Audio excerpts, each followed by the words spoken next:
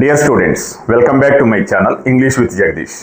ఈ వీడియోలో చాలా interesting topic present participle versus జెరెండ్. ఈ రెండింటి మధ్య ఉన్నటువంటి డిఫరెన్స్ ఏదో చూద్దాం. ముందుగా ప్రజెంట్ పార్టిసిపల్ అన్న జెరెండ్ అన్న మీకు అర్థం కావటం కోసం ఒక్క మాటలో చెప్పాల్సి వస్తే, మీరు ఏదైతే వర్బ్ ఫోర్ అని పిలుస్తూ ఉంటారో, అంటే ఐఎన్జీ ఫామ్లో ఉన్నటువంటి వర్డ్ ఉంటుంది చూసారా, walking, drinking, sleeping, eating, driving, ఇట్లాంటి వర్డ్స్ ఉన్నాయి చూసారా, verb 1, verb 2, verb 3, verb 4. Verb 4ని మీరు ఐఎన్జీ ఫామ్లో చూస్తూ ఉంటారు. ఏదైతే వర్బ్ 4 అని మీరు అనుకుంటా ఉన్నారో దానిని మనం ముఖ్యంగా రెండు పేర్లతో పిలుస్తూ ఉంటాం. ఒకటి ఏంటంటే ప్రజెంట్ పార్టిసిపల్, రెండవది జెరెండ్. సో యాక్చువల్గా ప్రజెంట్ పార్టిసిపల్ లేదా జెరెండ్ అని మాత్రమే పిలవాలి దాన్ని. సో స్టూడెంట్స్కి అర్థం కావటం కోసం teachers verb 1, verb 2, verb 3, verb 4 అని చెప్తారు. Actually it is not verb 4, it is present participle. కొన్ని సందర్భాల్లో ఇట్ ఈజ్ జెరెండ్. సో అసలు ప్రజెంట్ పార్టిసిపల్గా ఈ వర్బ్ 4ని ఎప్పుడు చూడాలి, జెరెండ్గా ఎప్పుడు చూడాలి? ప్రజెంట్ పార్టిసిపల్గా V4లో ఉన్నటువంటి, అంటే ఐఎన్జీ ఫామ్లో ఉన్నటువంటి వర్డ్ని ఏ ఏ సందర్భాల్లో వాడతారో దాని యొక్క యూజ్ ఏంటి? అదేవిధంగా జెరెండ్ కూడా ఐఎన్జీ ఫామ్లో ఉన్నటువంటి వర్బ్ ఫామే. దానిని జెరెండ్ అని ఎప్పుడు అంటాము, ఏ సందర్భంలో అంటాము, ఎందుకు అంటాము అనేది ఇక్కడ మీకు ఒక 6 ఎగ్జాంపుల్స్ రాశాను. లిమిటెడ్ ఎగ్జాంపుల్స్ తోటి వండర్ఫుల్గా అర్థం చేసుకుందరు. కానీ మరి ఇది అర్థం కాకపోతే మాత్రం ఇంగ్లీష్ అనేది కొంచెం డిఫికల్ట్ అవుతుంది. ఇంగ్లీష్ కన్ఫ్యూజ్ అవుతూ ఉంటారు. కాబట్టి మీ కన్ఫ్యూజన్ బ్రేక్ చేయడం కోసమే ఇప్పుడు మనం ఈ ప్రజెంట్ పార్టిసిపల్ జెరెండ్ గురించి చూడబోతా ఉన్నాం. ముందుగా ఈ ఎగ్జాంపుల్స్ ద్వారా మీకు వివరించబోతా ఉంటాను. సో వాటి ద్వారా ప్రజెంట్ పార్టిసిపల్ అని ఎప్పుడు అంటాము, జెరెండ్ అని ఎప్పుడు అంటాము, వాటి యొక్క ఫంక్షన్ ఏందో చూద్దాం. ఫస్ట్ ఎగ్జాంపుల్ చూడండి, you are learning English grammar. ఇప్పుడు ప్రతిసారి దీనికి పెద్దగా చర్చ అవసరం లేదు.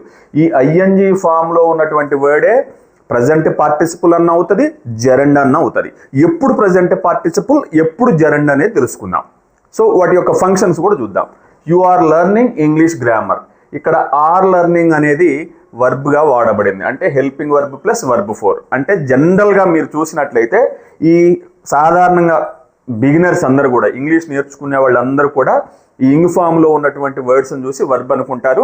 ఇంకా నెక్స్ట్ స్టెప్లో ఏమనుకుంటారంటే, ఇంకొంచెం ఇంగ్లీష్ నేర్చుకోవడం మొదలుపెట్టిన తర్వాత ఈ ఇంగ్ ఫామ్లో ఉన్నటువంటి వర్బ్ ఫామ్స్ ఏదైతే ఉంటాయో అవి కంటిన్యూస్ టెన్స్ని, అంటే పని జరుగుతూ ఉన్నప్పుడు I am teaching, we are going, we are reading, I am eating, I am drinking, ఇవన్నీ కూడా పని జరుగుతూ ఉన్నప్పుడు తెలియజేసేది. జనరల్గా ఆ పద్ధతిలో ఐఎన్జీ ఫామ్ని ఎక్కువ మంది స్టూడెంట్స్ వాడుతూ ఉంటారు. మెజారిటీ యొక్క యూజ్ కూడా అదే. ఇక్కడ అదే పర్పస్లో ఫస్ట్ ఎగ్జాంపుల్ మీకు అర్థం కావడం కోసం సింపుల్ ఎగ్జాంపుల్ రాశా. ఈ ఐఎన్జీ ఫామ్లో ఉన్నటువంటి వర్డ్ వర్బ్గా వాడబడింది. అంటే ప్రజెంట్ పార్టిసిపల్ యొక్క మొట్టమొదటి ఉపయోగం ఏంటి అంటే, ఇది వర్బ్గా వాడబడుతుంది. వర్బ్గా వాడబడినప్పుడు వాటి ముందు హెల్పింగ్ వర్బ్స్ వస్తాయి. యామ్, ఈజ్, ఆర్ కావచ్చు, వజ్, వర్ కావచ్చు, లేకపోతే విల్ బీ, షెల్ బీ కావచ్చు, have been, has been, had been, will have been, shall have been, ఇట్లాంటి హెల్పింగ్ వర్బ్స్ యాడ్ అయ్యి వర్బ్ 4 వస్తుంది. ఆ విధంగా వచ్చినప్పుడు దాన్ని వర్బ్ అని పిలుస్తాం. చూసారా, ఇక్కడ helping verb plus main verb, అంటే ఖచ్చితంగా ఒక హెల్పింగ్ వర్బ్ అనేది దాని ముందు ఉంటుంది. సో ప్రజెంట్ పార్టిసిపల్ అని ఎప్పుడు పిలవాలంటే, ఐఎన్జీ ఫామ్లో ఉన్నదాన్ని వర్బ్గా పనిచేసినట్లయితే, సెంటెన్స్లో ఆ వర్డ్ వర్బ్గా పనిచేస్తే అది ఖచ్చితంగా ప్రజెంట్ పార్టిసిపులే. రెండు రకాలుగా పిలుస్తామని చెప్తున్నాను కదా. ప్రజెంట్ పార్టిసిపల్ అని ఎప్పుడు పిలుస్తారో ముందుగా చెప్తున్నాను. ప్రజెంట్ పార్టిసిపల్ అని ఎప్పుడు పిలుస్తాం, ఐఎన్జీ ఫామ్లో ఉన్న వర్డ్ వర్బ్గా పనిచేసినట్లయితే దానిని ప్రజెంట్ పార్టిసిపల్ అంటాం. ఓకే కదా, అది ఫస్ట్ విషయం. You are learning English grammar. ఈ మీరు ఇంగ్లీష్ గ్రామర్ నేర్చుకుంటూ ఉన్నారు. సో కంటిన్యూస్ టెన్స్ ఫామ్ అయింది, వర్బ్గా వాడబడింది. ఇప్పుడు సెకండ్ ఎగ్జాంపుల్ చూద్దాం. ఈ హ్యాజ్ ఏ వాకింగ్ స్టిక్. ఇక్కడ కూడా వాకింగ్ అనేది ఉంది, కానీ ఈ వాకింగ్ ఇక్కడ వర్బ్గా పని చేయట్లేదు. ఐఎన్జీ ఫామ్లోనే ఉంది కానీ ఇక్కడ వర్బ్గా పని చేయట్లేదు. పక్కన ఉన్నటువంటి స్టిక్ ఉంది చూసారా, ఇది నౌను, అంటే నడవటానికి సహాయపడేటువంటి కర్ర. వాకింగ్ అనేది ఎడ్జెక్టివ్గా ఉపయోగించబడింది. మరి సెంటెన్స్లో సబ్జెక్ట్ ఉండాలి, వర్బ్ ఉండాలి కదా, ఉన్నాయి. ఇదిగోండి, ఇది సబ్జెక్టు హీ అనేది. మరి వర్బ్ ఉండాలి కదా, హ్యాజ్, కలిగి ఉండుట. ఈ హ్యాజ్ అనేది వర్బ్, ఇది సబ్జెక్టు. ఈ వాకింగ్ అనేది ఇక్కడ ఎడ్జెక్టివ్గా వాడబడింది. ఈ స్టిక్ అనేటువంటి నౌన్ని మాడిఫై చేస్తూ మాడిఫైయర్గా పనిచేస్తూ ఉంది. సో ఇప్పుడు రెండవ ఉపయోగం చూసుకుందాం. ప్రజెంట్ పార్టిసిపుల్ యొక్క రెండవ ఉపయోగం ఏంటంటే ఎడ్జెక్టివ్గా కూడా పనిచేస్తుంది. మొదటి సెంటెన్స్లో వర్బ్గా పనిచేసింది, రెండవ సెంటెన్స్లో ఎడ్జెక్టివ్గా పనిచేసింది. ఇప్పుడు ఫైనల్గా నేను ఈ ప్రజెంట్ పార్టిసిపుల్ అంటే డెఫినేషన్ ఇస్తున్నాను. ఏ ఐఎన్జీ ఫామ్లో ఉన్నటువంటి వర్డ్ వర్బ్గా కానీ ఎడ్జెక్టివ్గా కానీ పనిచేసినట్లయితే దానిని ప్రజెంట్ పార్టిసిపుల్ అంటారు అని మీరు గుర్తుపెట్టుకోండి. అర్థమైంది కదా? ప్రజెంట్ పార్టిసిపుల్ అనాలి అంటే అది వర్బ్గానైనా పనిచేయాలి, ఎడ్జెక్టివ్గానైనా పనిచేయాలి. ఐఎన్జీ ఫామ్లో ఉన్నటువంటి వర్డ్ లేదా వర్బ్ ఫోర్ అని మీరు నేర్చుకున్న విధంగా. సో అది ప్రధానంగా ఫస్ట్ యూసేజ్. ఇక మనం ఇప్పుడు ప్రజెంట్ పార్టిసిపుల్ అంటే ఇది. ఇప్పుడు జెరండ్ అని మనం పిలుస్తూ ఉంటాం. మీరు విన్నారో లేదో సరే, జెరండ్ అనేది కూడా వర్బ్ ఫోర్ అని మీరు పిలిచేది అలవాటైనటువంటి దానినే జెరండ్ అని కూడా అంటాం. వర్బ్గా పనిచేసిన, ఎడ్జెక్టివ్గా పనిచేసిన దానిని ప్రజెంట్ పార్టిసిపుల్ అంటాం. మరి జెరండ్ అనేది దేనిగా పనిచేస్తుందయ్యా అంటే ఇది డిఫరెంట్గా పనిచేస్తుంది. వర్బ్ లాగా కనిపిస్తుంది కానీ ఐఎన్జీ ఫామ్లో ఉన్నటువంటి వర్డ్ నౌన్గా పనిచేసినట్టయితే జెరండ్ అంటాం. మళ్ళీ చెప్పండి, జెరండ్ అని దేన్ని అంటాం అంటే వర్బ్ ఫోర్గా ఉండి, అంటే ఐఎన్జీ ఫామ్లో ఉన్నటువంటి వర్బ్ నౌన్గా అంటే నామవాచకంగా పనిచేసినట్లయితే దానిని జెరండ్ అంటారు. ఈ విధమైనటువంటి జెరండ్ ఈ 4 ఎగ్జాంపుల్స్లో ఏ విధంగా ఉపయోగించానో చూడండి. కింద ఇచ్చినటువంటి 4 ఎగ్జాంపుల్స్ కూడా 4 ఫంక్షన్స్ అని తెలియజేస్తూ ఉన్నాయి. మీకు కామన్గా తెలిసింది, ఏ సినిమా థియేటర్లోకి వెళ్ళగానే ఫస్ట్ ఎగ్జాంపుల్ కనిపిస్తుంది, smoking is injurious to health. So చూసారా? For example, I am a teacher. ఈ సెంటెన్స్లో సబ్జెక్ట్ ఏంది? I. She is a doctor. ఈ సెంటెన్స్లో సబ్జెక్ట్ ఏంది? షీ. అంటే ప్రతి సెంటెన్స్ జనరల్గా అసర్టివ్ సెంటెన్స్ ఫుల్ స్టాప్తో ఉండేటువంటి సెంటెన్స్ సబ్జెక్ట్తో ప్రారంభమవుతుంది. మరి అదే రూల్ ప్రకారం ఇక్కడ చూస్తే హీ, షీ, ఇట్, దే ఏం లేదే. దాని ప్లేస్లో ఏముంది? స్మోకింగ్ అంటే పొగ తాగుట అనే పని. ఆ పేరుకి ఇచ్చినటువంటి ఆ పేరు ఏదైతే ఉందో దాన్ని స్మోకింగ్ అంటాం. సో ఇక్కడ ఇంగ్ ఫామ్లో ఉన్నప్పటికీ ఇది వర్బ్గా పనిచేయట్లేదు, కేవలం నౌన్గా నామవాచకంగా పనిచేస్తుంది.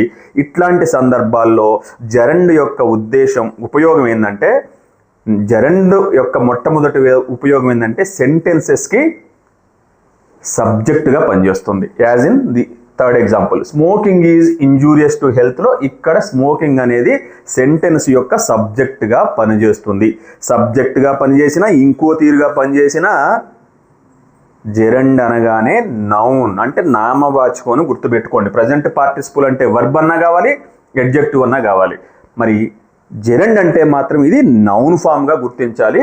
మొట్టమొదటి ఉపయోగం ఏంటంటే జెరండ్స్ ఎక్కువ సందర్భాల్లో సబ్జెక్ట్గా ఉపయోగపడతాయి. సెంటెన్స్కి సబ్జెక్ట్ని తయారు చేయటం కోసం, సబ్జెక్ట్గా వాడటం కోసం జెరండ్స్ వాడతారు. ఇంకా రెండవ చూడండి, I love teaching. I is subject, love is verb. ఇక్కడ చూడండి, సబ్జెక్ట్ అయిపోయింది, వర్బ్ అయిపోయింది. ఇక్కడ టీచింగ్ ఏంటి మరి? ఐఎన్జీ ఫామ్లో ఉంది కానీ ఇక్కడ ఏదిగా పనిచేస్తుంది? టీచింగ్ అనేది బోధన, ఆ పేరు. సో అగైన్ ఈ సెంటెన్స్లో ఇది నౌన్గా వాడబడింది. ఇక్కడ నౌన్గానే, జెరండ్ అంటేనే నౌను. ఈ సెంటెన్స్లోనేమో సబ్జెక్ట్గా పనిచేసింది సెంటెన్స్కి. ఈ నెక్స్ట్ 4th ఎగ్జాంపుల్లో టీచింగ్ అనేటువంటి జెరండ్ ఆబ్జెక్ట్గా, అంటే కర్మ, తెలుగులో కర్త అంటే సబ్జెక్ట్, కర్మ అంటే ఆబ్జెక్ట్ కదా. సో ఈ జెరండ్ ఆబ్జెక్ట్గా లేదా తెలుగులో అర్థం చేసుకోవడం కోసం సెంటెన్స్ యొక్క, వాక్యం యొక్క కర్మగా పని కూడా చేస్తుంది అనేది మీరు అర్థం చేసుకోవాలి. I love teaching, here teaching is an object. Gerund is used as a subject of the sentence and in the second example it is used as an object of the sentence. Remember, basic uses of gerund subject గాను object గాను పనిచేస్తుంది. ఎట్లా పనిచేసినా అది మాత్రం part of speech నౌనే. ఇంకొక example చూద్దాం. Gerund యొక్క థర్డ్ యూసేజ్ ఏందో చూడండి. My favourite past time is reading. So ఇక్కడ టీచింగ్ ఉంది, ఇక్కడ రీడింగ్ ఉంది కాబట్టి రెండు ఆబ్జెక్ట్స్ అంటే కాదు. ఏదైతే యాక్షన్ వర్బ్ ఉంటుందో, పనిని స్వీకరించే స్థానంలో ఉంటేనే దానిని ఆబ్జెక్ట్ అంటాం.